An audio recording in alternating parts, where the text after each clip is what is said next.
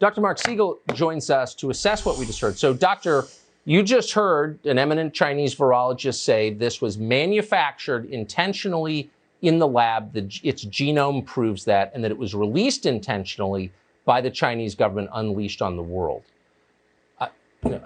Your reaction to that? Well, Tucker, I remain skeptical, but I think she has great credentials. And I also want to tell you that from the very beginning, we've wondered, why is this virus make people so sick? Why all the inflammation? Why all the organs of the body involved? This virus looks mild until it gets into the body, and then it does things like no virus has ever done before. The blood clotting. Scientists, physicians all over the world are shaking their heads. And then I want to tell you another thing that's really important.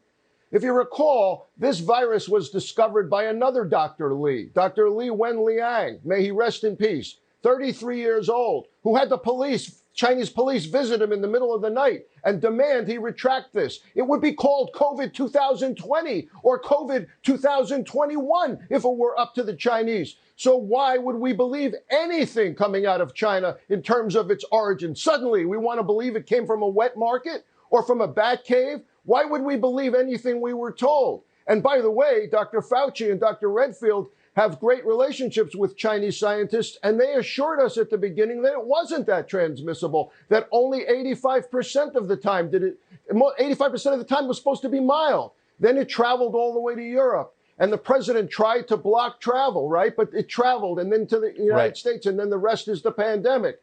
So here's the point.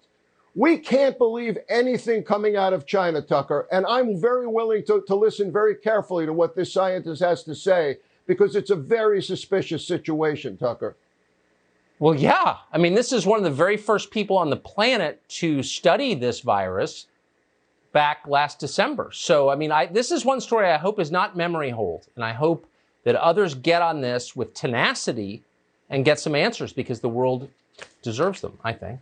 Dr. Marc Siegel, thank you. This behaves differently than any virus we have ever seen. And we need to know why. We cannot believe anything that the Chinese government or scientists have said about it. They were wrong all along. Tucker?